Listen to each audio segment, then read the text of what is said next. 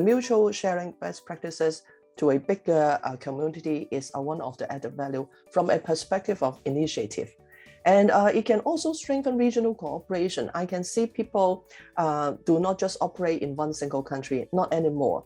For example, when we talk about responsible conduct, one of the key targets is migrant workers. So when we talk about migrant workers, it involves people from different countries and work in different countries. So responsible business conduct, we have bottom line to meet. From the perspective of foreign members, I think it is important that they can, through this program, they can better understand the resources what ILO offer apart from those written conventions. Many people take it as a Bible, like our code of conduct. We also take reference to ILO conventions. However, having said that, to what extent people can comprehend what does it mean, how to embed into the day-to-day operations or strategies.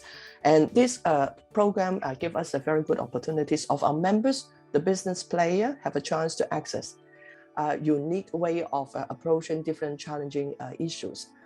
So this is we can see the values from business players.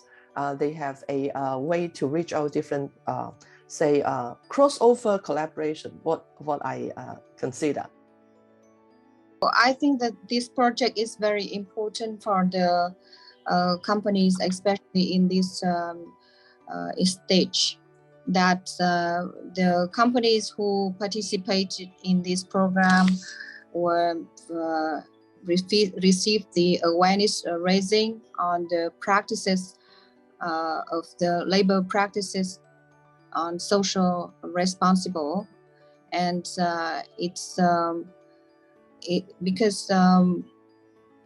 and also it can foster the respect of human rights, labor and environmental standards by businesses engaged in the global supply chains.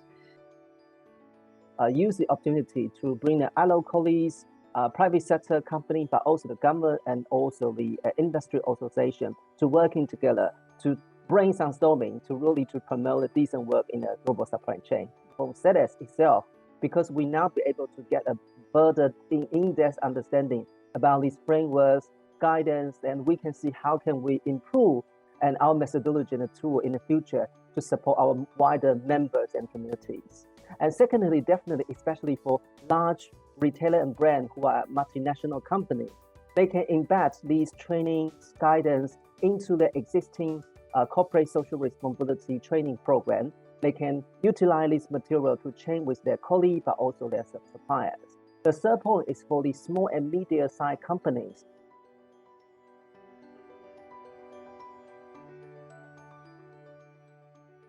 Best practices learning and program developed the content to replicate in multiple countries, put it online, as simple as that, and cascade to more people who haven't got the chance physically or even missed the chance to join virtually. And those learning should be replicable and replicated through online channels. Strengthen the linkages between the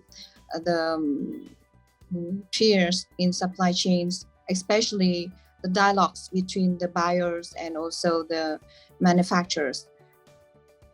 How can we make it happen in the ground, which means the workers can get to know that, and also the small and medium-sized company, the owner of the business, they can know that, because so far it's quite good to implement this one by large companies or the bigger importer, exporter, but for the small one, it's still a bit challenging. So we hope in phase 2, if we have a plan, we need to think about how can we roll out these to the person or the employees in the ground